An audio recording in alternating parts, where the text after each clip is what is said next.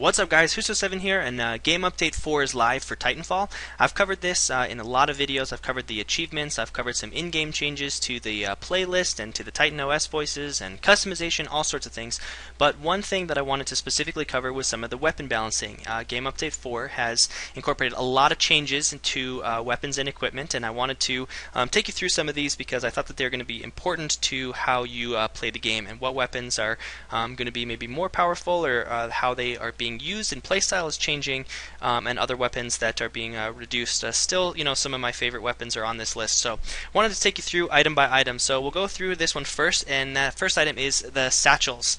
So the satchel damage has been reduced only against pilots, and basically what's happening is that the satchel charge will deal a certain amount of damage, and there's things called the fall off, and now it says the fall off is more severe. So the fall off is going to be the damage fall off or damage reduction based on how far away you are from the center of the explosion. So now pilots will be able to survive when they're farther away. So I think that one of the most ways that satchel charges are used is when someone is rodeoing the Titan, they jump out, throw the satchel charge down, hoping that by the time the player jumps off, I'm thinking that most players are going to be surviving a lot of those satchel charge kills now because of the damage fall off. So next we've got the shotgun.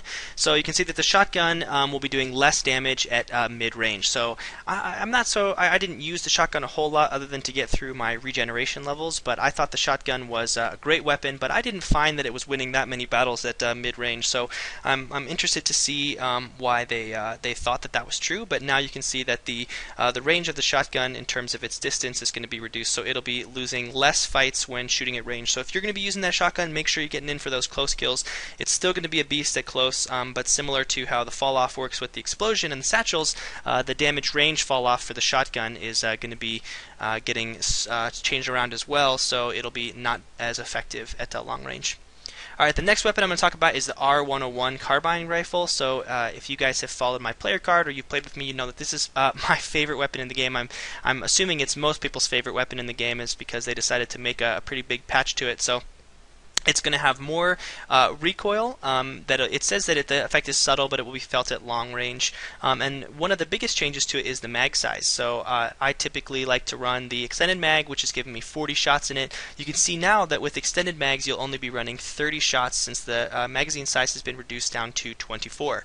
So running extended mags is basically giving you the same amount of ammo as without running it before. So we'll just have to see how that goes. I think that this weapon is still going to be pretty beastly. It's still going to be taking out players. I'm assuming even with the recoil. Honestly, I've played this game a little bit since the patch came out, and I haven't really noticed the recoil. So I don't think it's going to be like a game breaker or anything. This isn't like all of a sudden now the worst weapon in the game, but it did experience a change, and the change I'm the most concerned with was that ammo change, because when you're going for those multiple kills or when you're rodeoing anything, usually more bullets in the mag is going to help. So we'll have to see how that affects things.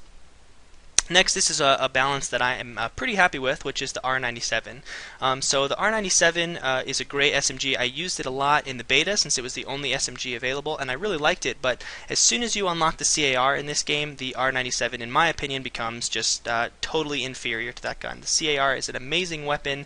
It's great up close. It's pretty good at range. It's it's just a great all-around weapon. So the R97 got a buff. It's got the fastest, you can see now on here, the fastest aim down sight time, which is going to be cool. Sometimes that aiming down the sight is going to get you more shots on target, and that's going to get you winning more battles. So we'll see how that changes. And additionally, they've increased the damage when rodeoing. You can see down here in the last sentence, it's now the second best weapon to use when rodeoing Titans behind the LMG, and I'm assuming that obviously the LMG with the Slammer mod will be the most effective means. But interesting that if you like to rodeo Titans, or if you're trying to get a regeneration challenge to rodeo Titans, maybe try putting on the R97. You might have some luck with that. Alright, let's go down to the Hemlock.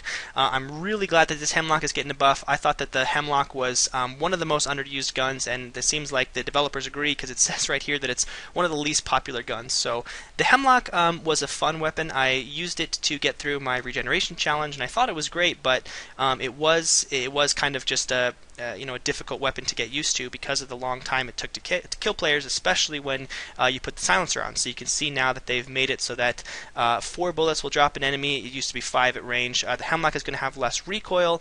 The drift, which is when you're looking down the sight, kind of also sometimes called the weapon sway, has been reduced so that you can get more shots on target. And with the silencer now, you see that it's going to be just taking 5 shots. So it seemed, 6 shots, that's 2 bursts on target, but that's 2 straight bursts on target unless you're using the Starburst mod.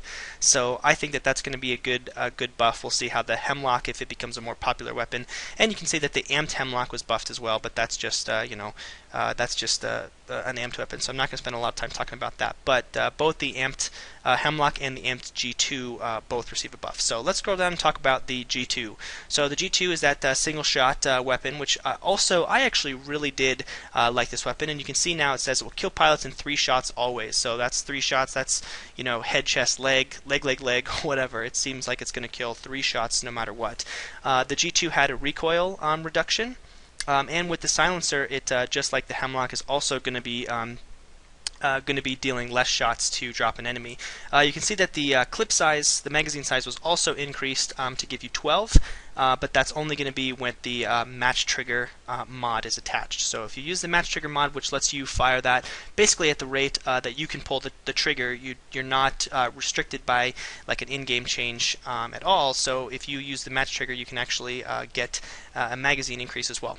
Alright, let's talk about the Titan weapon, the Plasma Railgun. So FOV stands for field of view. So the field of view when ADSing, that's kind of how much you can see in your peripheral vision and everything, has been pulled back, which I think is a great change. You know that if you've used the Plasma Railgun, when you start holding left trigger, it zooms in pretty significantly, but then you start charging the weapon. Well, the downside is you can only charge the weapon unless you're using, I think it's called Instant Charge mod or whatever it's called.